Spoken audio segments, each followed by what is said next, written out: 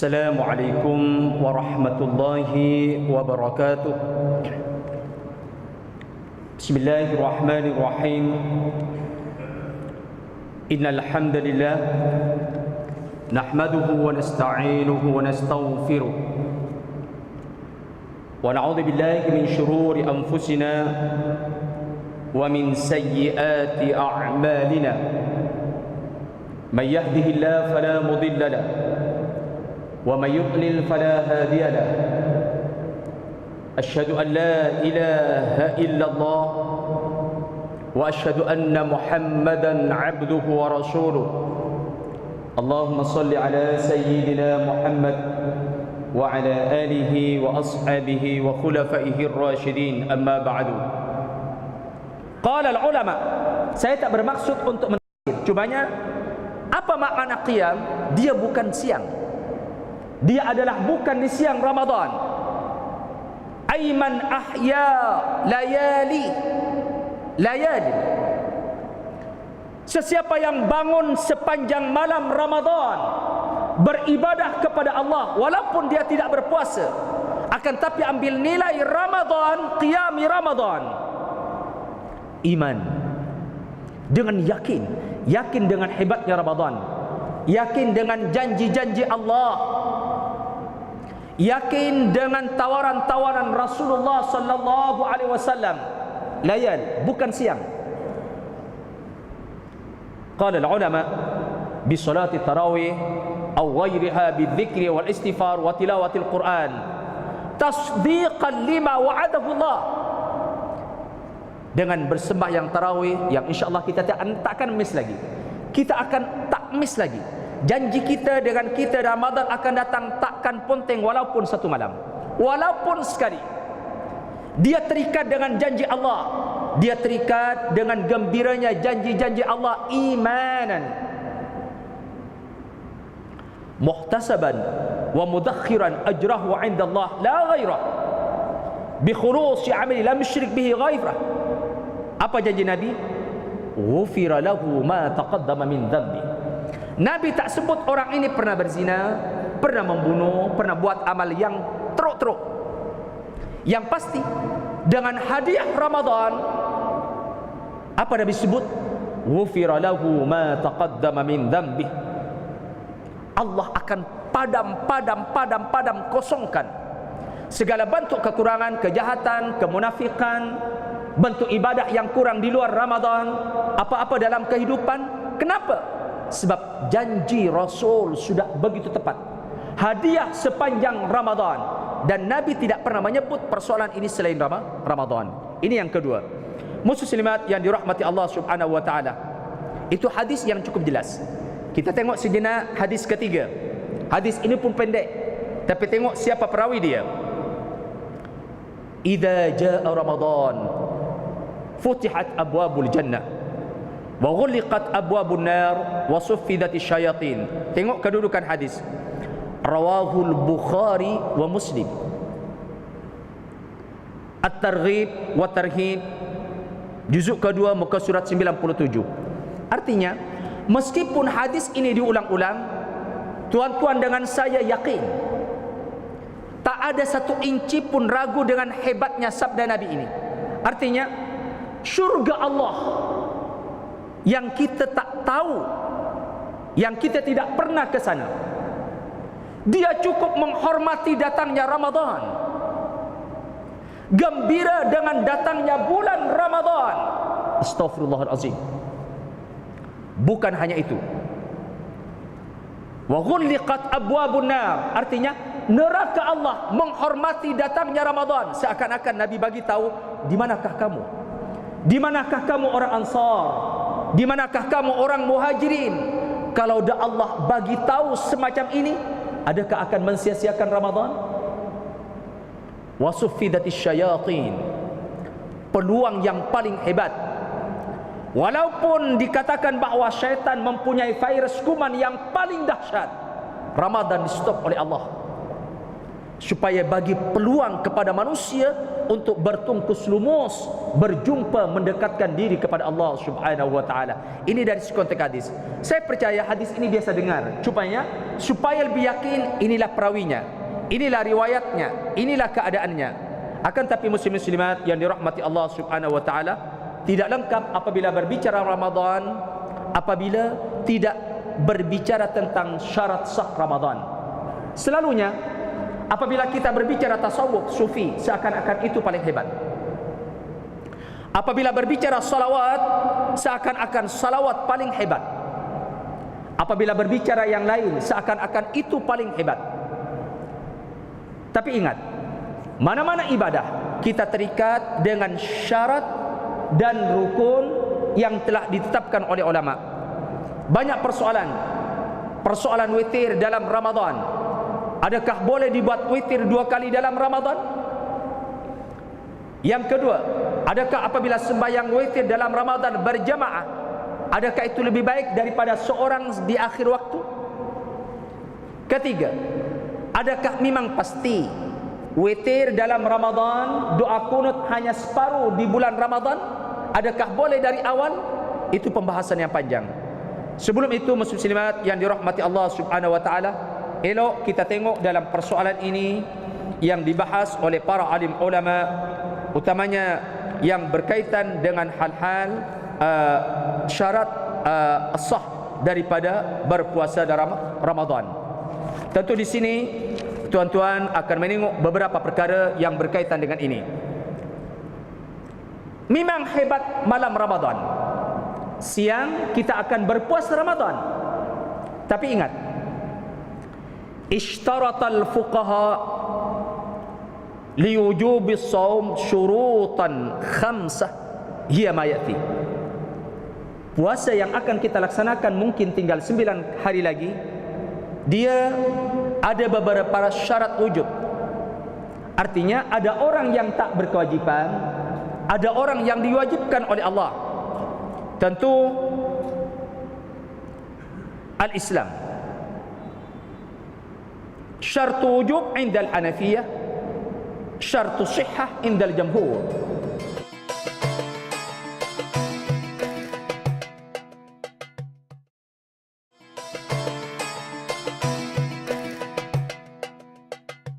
Imam Abu Hanifah sedikit di sini ada berbeza dengan Imam Malik, Imam Syafi'i, Imam Ahmad bin Hanbal.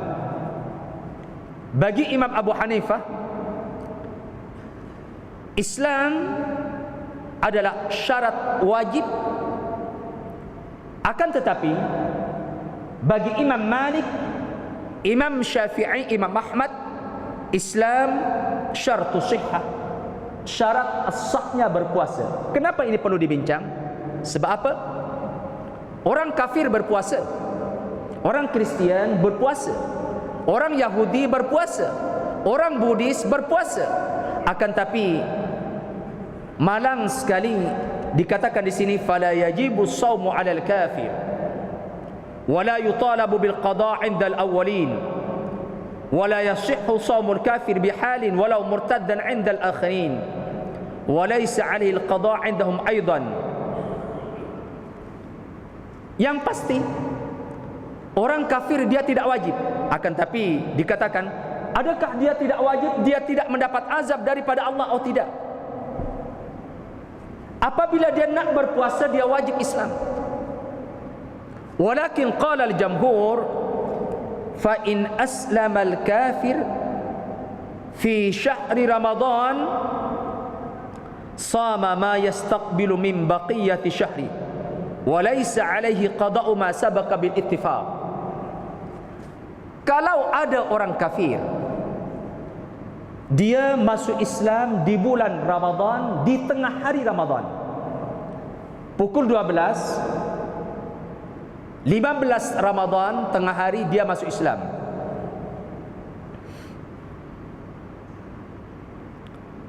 Qala al-ulama wajib bagi dia kalaupun dia masuk Islam di tengah hari separuh bulan Ramadan, untuk berpuasa serta-merta.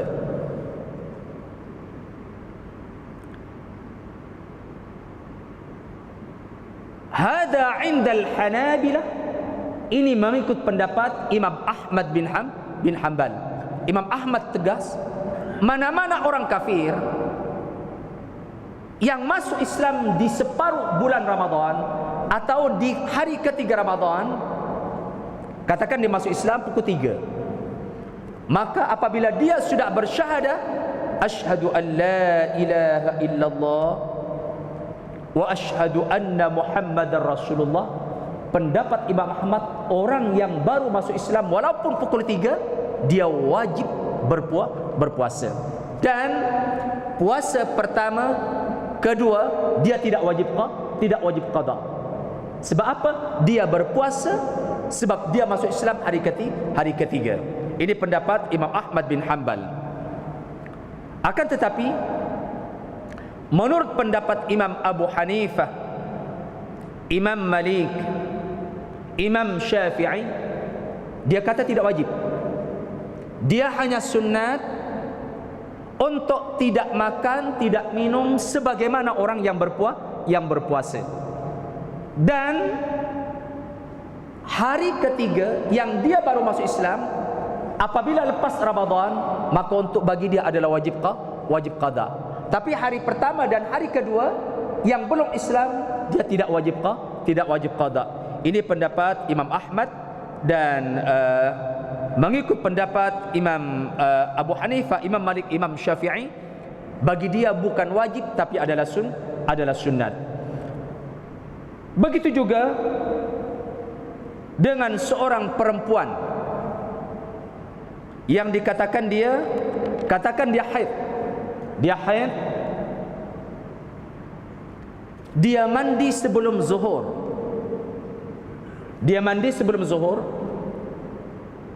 Dia tidak niat puasa sebab pagi darah masih ada, tapi berkeyakinan apabila nak masuk zuhur darah sudah kering. Untuk persoalan semacam ini, ulama dalam konteks ini dia juga berbeza pendapat. Cumanya Imam Ahmad tetap tegas untuk perempuan yang dah mandi nak masuk sembahyang zuhur, dia wajib berpuasa walaupun hari itu wajib qada. Dan ulama yang lain, Imam Abu Hanifah, Imam Malik, Imam Syafi'i, dia tetap mengatakan hanya sunat saja. Dan ini penting dibagi tahu kepada anak-anak dara kita yang kemungkinan dia habis haid di tengah hari atau di awal pagi ataupun selepas sembahyang asar. Sebenarnya bagi dia sunat untuk tidak makan, tidak minum, walaupun dia tidak niat berpuasa. Melainkan akes dia sudah kering sebelum fajar. Akan tapi dia tidak mandi. Kemudian lepas subuh dia baru mandi. Apabila seorang perempuan ini yakin bahawa darah sudah kering meskipun belum mandi sebelum fajar, maka dia tetap wajib berpuasa dan puasa dia adalah sah, melainkan dia tidak niat sebelum fajar. Dengan syarat dia wajib niat. Saya ulang. Apabila ada seorang perempuan dia tidak sempat mandi sebelum dia nak sembahyang subuh, artinya masuk imsak dan masuk fajar dia belum mandi, akan tetapi darah sudah kering, ittafaqal fuqaha, yang ini ittifaq Imam Abu Hanifah, Imam Malik, Imam Syafi'i, Imam Ahmad bin Hanbal, meskipun perempuan ini belum mandi, dia tetap berkewajiban untuk melaksanakan ibadah Ramadan. Dan dia bukan lagi hukum sunat. Kenapa? Dia sudah kering meskipun dia belum mandi.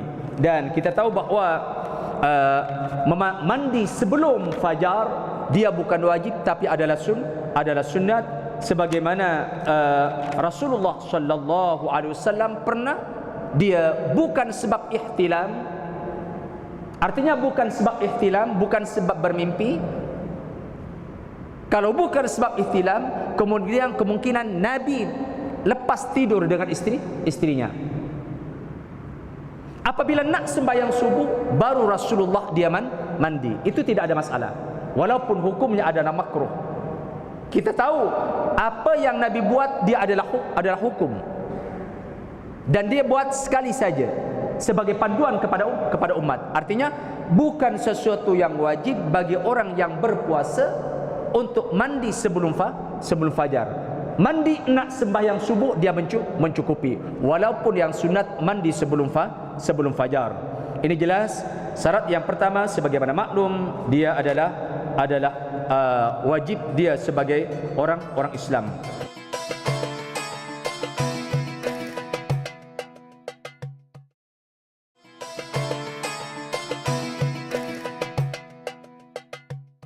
Fala yajibu as-sawmu 'ala sabiyyin wa majnunin wa muman 'alaihi wa sakran. Dan syarat wajib puasa dia mesti baligh. Baligh, tentu perempuan ada tanda-tanda sendiri, lelaki ada tanda-tanda sendiri. Cumanya di sini, wa yasihhu as-sawm min as-sabi al-mumayyiz aw al-mumayyizah kas-salah. Apabila ada anak umur 7 tahun ataupun 8 tahun berpuasa, puasa dia sah. Wa yajibu 'inda asy-Syafi'iyyah wal Hanafiyyah wal Hanabilah. Ulama ada dua pendapat. Pendapat Imam Syafi'i, pendapat Imam Abu Hanifah, dan Imam Ahmad bin Hanbal, dia berbeza dengan Imam Malik tentang anak kecil. Pandangan Imam Syafi'i, Imam Abu Hanifah, Imam Ahmad bin Hanbal, apabila anak ini umur 7 tahun, ibu bapa ada hak untuk memberikan latihan. Akan tetapi apabila dia umur 10 tahun, kata Imam Syafi'i dan Imam Abu Hanifah dan Imam Ahmad bin Hanbal, ayah ada hak untuk memukul kepada anak apabila dia tidak berpuasa, dikiaskan dengan sembahyang. Walakin qala al-Malikiyah, Imam Malik dia ada pendapat lain. Kata Imam Malik, la yuqbaru as-sibyan bis-shaum bi khilafis salat. Ibu bapa tak ada hak untuk memaksa anak yang kecil walaupun umur 10 tahun untuk berpuasa. Ini pandangan Imam Malik. Fala siyama 'ala as-sibyan hatta yahtalima al-ghulam wa tahidul fatat.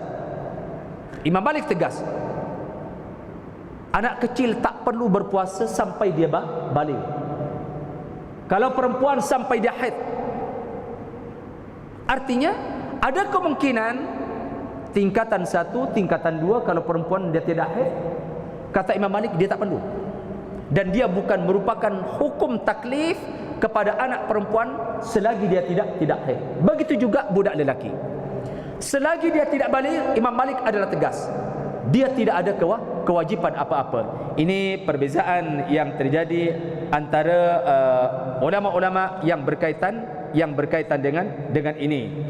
Cumanya di sini tentang persoalan ini, barangkali tuan-tuan akan mendengar beberapa pendekatan yang lain yang berkaitan dengan ini. Sekarang syarat berikutnya adalah al-qudrah, kuat.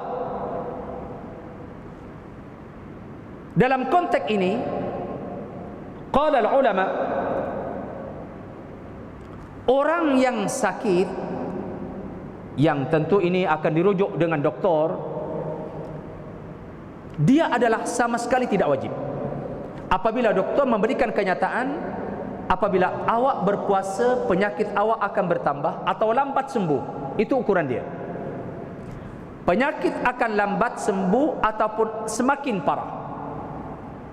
Kalau terjadi semacam ini, maka orang ini adalah gugur, tak perlu berpuasa. Cumanya ulama berbeza dalam konteks ini, adakah wajib qada saja atau dengan kafarat? Itu yang menjadi persoalan. Sama dengan orang musafir, syarat sah atau syarat wajib adalah iqamah. Orang musafir tidak wajib. Akan tetapi qala ulama dalam konteks ini, Imam Abu Hanifah, Imam Syafi'i, Imam Malik, dia bersamaan. Imam Abu Hanifah, Imam Malik, Imam Syafi'i, orang musafir boleh tidak berpuasa asalkan dia bertolak dari rumah sebelum fajar. Ini penting sekali, barangkali tuan-tuan akan ditanya atau bertanya, atau anak akan bertanya, atau jiran-jiran. Imam Syafi'i tegas, memang betul orang musafir boleh tidak berpuasa, akan tapi syarat dia mesti bertolak daripada tempat tinggal dia sebelum fajar. Ini sama dengan pendapat Imam Abu Hanifah, Imam Syafi'i, dan Imam Ahmad, dan Imam Malik. Ghairul Hanabilah, melainkan Imam Ahmad bin Hanbal. Imam Ahmad bin Hanbal, dia tidak mensyaratkan mesti bertolak sebelum fajar, tidak. Bagi dia, mana-mana orang musafir asalkan mencukupi syarat, walaupun dia bertolak selepas zuhur atau selepas asar, bagi Imam Ahmad dia tetap boleh berbuka puasa. Bahkan kata beliau, berbuka lebih baik daripada meneruskan puasa. Ini pendapat Imam Ahmad bin Hanbal.